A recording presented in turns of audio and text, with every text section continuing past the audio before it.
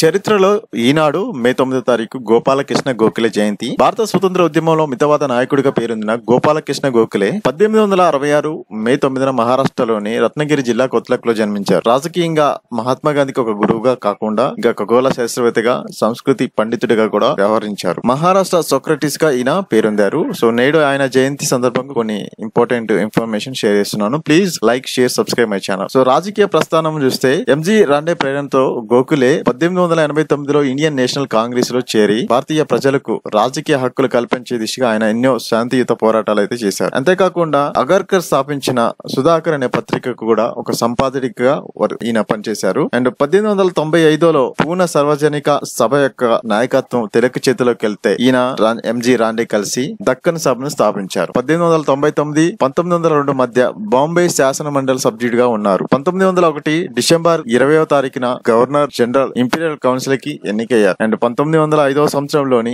INC కి అధ్యక్షుడిగా వ్యవహరించారు. సో ఈయన మన దేశంలోనే అక్షరాస్యత అనేది కొంచెం ఉంది, దానికి మనం ఎట్లయినా ఇంప్రూవ్ చేయాలనేది, ఇదే ఆంగ్లేయులు మనపై పెత్తనం చెలాయించడానికి కారణమవుతుందని ఉద్దేశంతో బ్రిటిష్ పై ఒక ఒత్తిడి తీసుకొచ్చాడు. కంపల్సరీ భారతదేశంలోని విద్యను ప్రోత్సహించండి అంటూ బ్రిటిష్ ప్రభుత్వం పైన ఒత్తిడి తెచ్చారు. అందరికీ విద్యను వ్యాప్తి చేయాలనే లక్ష్యంతో 1905వ సంవత్సరం జూన్ 12న సర్వెంట్స్ ఆఫ్ ఇండియన్ సొసైటీని స్థాపించి భారత సేవా సంఘం స్థాపించారు.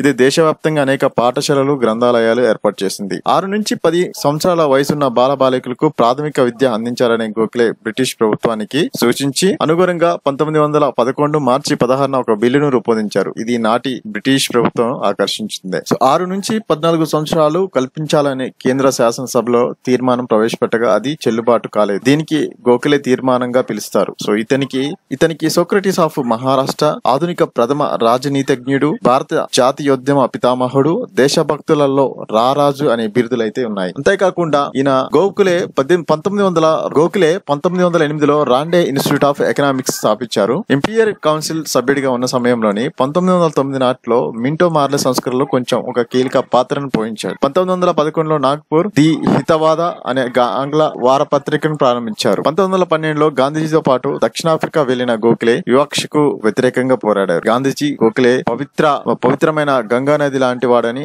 అనగా బాలగంగా తిలక్ భారతదేశం వజ్రంగా అని పేర్కొన్నారు. సో గోఖలే 1915 ఫిబ్రవరి 19న బొంబాయిలో మరణించారు.